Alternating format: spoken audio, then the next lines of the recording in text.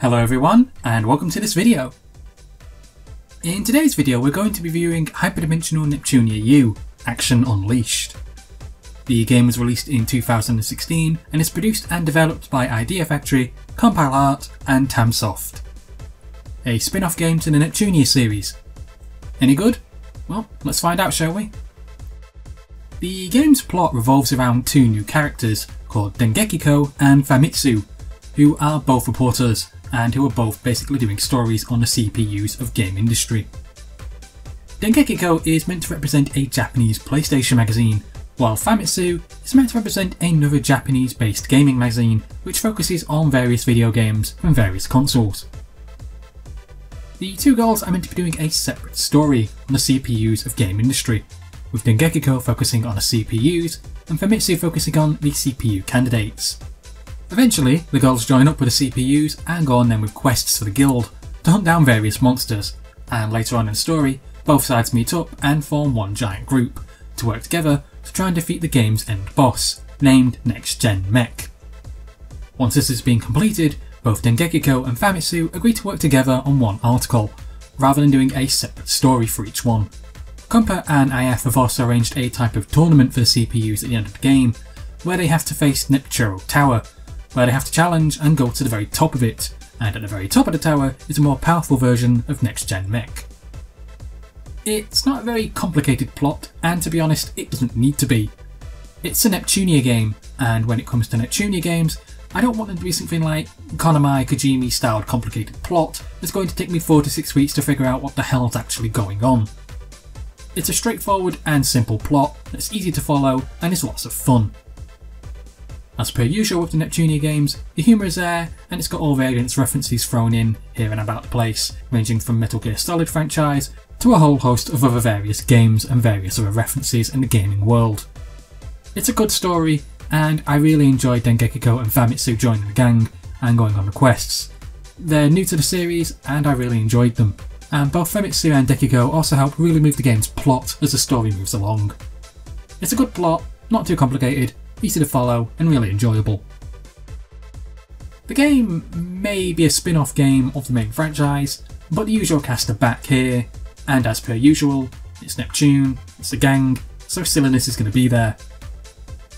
Neptune and the main CPUs are here, along with Netgear and all the other CPU candidates. You also have Dengekiko and Famitsu, who are new to the group, but sadly none of the other gang are here, such as Meiji, Tekken, or any of the other past characters. It's quite a shame really, because while I understand the gang not being available for story mode, it would have been nice to have had them in some shape or form, even as DLC characters with their own mini quests or something like that. I would have happily paid $5.99 or more to have like 10 previous characters from the past Neptunia games, as some characters such as Meiji's would have really fit in quite well here in this game, or other characters such as Tekken who would really have fit well in this game. Neptune, Ver and Uni and the rest of the gang are all the usual selves from previous Neptunia games, and they all work quite well together as a group and bounce off from each other. It's a good mix of characters that many fans of the series will be quite happy to see making a return, and much like myself, I'm sure many of you will instantly fall in love with Dengekiko and Famitsu, especially if you get all their little jokes and references. When it comes to the game's actual gameplay, I'm going to get this part out of the way right away. This particular part of the game got some attention as essentially the girls' clothes can be destroyed and get ripped, torn, shredded, ripped apart, however you want to name it. The point is that if a monster attacks them for too long, the clothes will get ripped and reveal the girls in a very sexy, skimpy, revealing attire. Panties, underboob, bottom curves, panties, big boob, small boob, panties, and more are all pretty much shown. Now, this particular feature was mostly accepted and taken as humour because, well, it's a Neptunia game, and basically it's something silly that I would expect from Neptune and the gang to try and pull off and get into a game.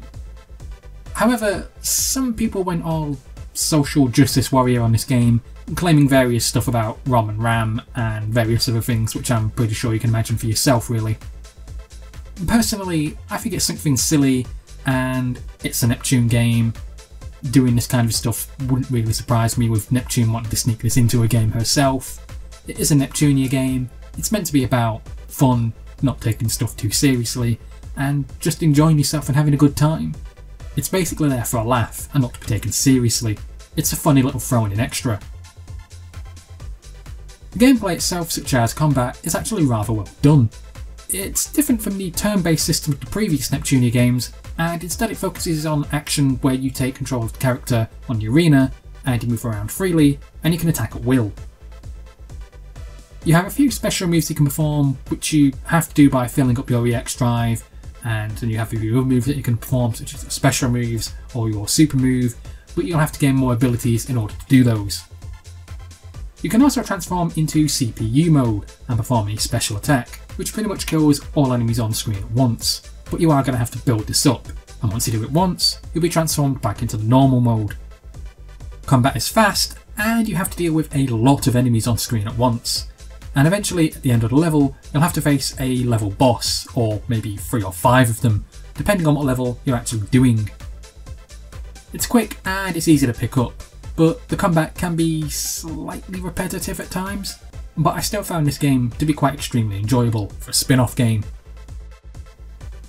The game's graphics are rather well done and keep the style of the past Neptunia games, where the combat is in 3D and the story is told in 2D via a visual type novel setting. The two styles work together quite well and don't leave you feeling that either is out of place. The graphics for the combat are actually quite well done, with dozens of enemies shown on screen at once, and you end up with over about 50 plus or more enemies on screen at any one time. You also have to deal with various huge bosses shown on screen at any one time as well. You could end up with like 4 or 5 of these, and you've also got all the other little enemies attacking you at the same time as well. So combat itself can be quite hectic, yet the game manages to keep the graphics running quite smoothly all the time. I played this game on my GTX 970 gaming PC and also on my GTX 670 gaming PC, and I didn't suffer slowdown on either one of them. And I also found that the graphics ran quite smoothly from start to finish. Neptunia U goes for its traditional anime look and appearance, and following suit from the previous Neptunia titles, and I am quite happy with this, because the way the game comes across is important to me, as it's part of what I love about the Neptunia franchise.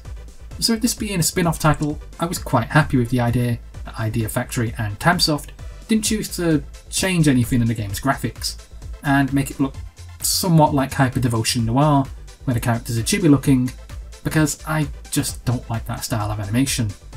And honestly, I think the chibi look was possibly what made Noir not sell very well. The world of game industry in this title is slightly different to that of the past titles. Instead of exploring an area and dealing with monsters when you encounter them, you're instead placed on a type of arena, and it's in a small enclosed area with dozens of monsters spawning all at once and coming straight for you. There's little to zero exploring to be done here, and instead you will be going from place to place such as Louis, and then going to locations such as Tetris Park, and dealing with a horde of monsters and an end-level boss. Environment-wise, everything's kind of been streamlined, so instead of having dungeons to explore for each stage like what you had in the past titles, you will instead have just a singular location. There will be a small area or an arena for you to move around in. Think Super Smash Bros. For the Wii U, and you'll get what I mean. It's basically locations on the past game, but in a much smaller scale, and an enclosed area, with hundreds and hundreds of enemies on screen at once. While this might sound like a bad thing, it really isn't. The enclosed arenas are very well done, and do make you feel like you're in the same locations that you were in the past titles when you explore the dungeons.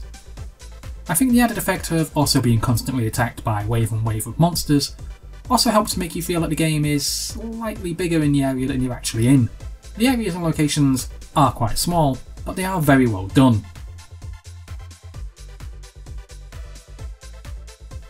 If you're wondering should I buy this game, it's a very simple answer.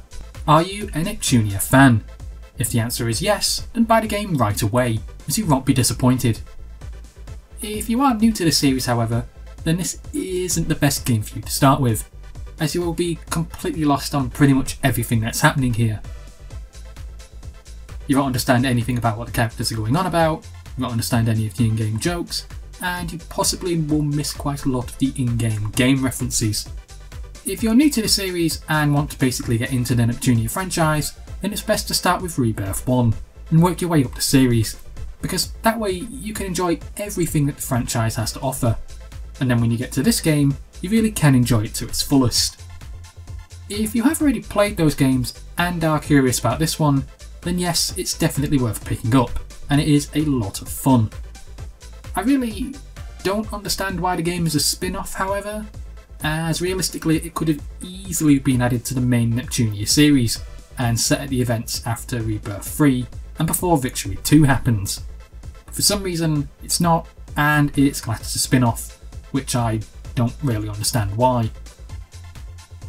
It's a good game with lots of characters to play as, a good combat system, good story, great characters who work well together, nice graphics, good environment. All in all, I found it to be a good and enjoyable game to the Neptunia franchise. The only gripe that I really have about the game is honestly I wished it lasted a little bit longer. I myself got around 35 to 40 hours out of the game, and that was with me aiming to do all of the quests and all of the side missions. You do get added DLC quests, but realistically these won't last you about more than 15 minutes at best, possibly less if you're quite high leveled up. So if you are wanting the DLC quests, I would only get those if they're on sale, as they are extremely short lived, and in all honesty don't bring anything new to the game. Speaking of price, the game's rather expensive at full price. Even today, it's rather pricey considering the game's a good few years old now. If you are wanting the game, then I would recommend you wait for Idea Factory to drop the game and put it on a sale, as when Idea Factory usually do this, Neptunia games are very cheap. You can look on other websites for the game such as G2A, Green Man Gaming, CD Keys, eBay, Amazon, or various other places to see if you can possibly find the game cheaper if you want to play it right now. Personally, however, if I didn't own the game, I would add it to my wish list and I would just basically wait for Idea Factory to put the game on a sale. This way you can get Neptunia U for a great price and hopefully pick up some other great Nep games to boot. It's a good game, lots of replay value, lots of fun, great story, great characters, great graphics, and if you're a fan of the Neptune series, it won't disappoint.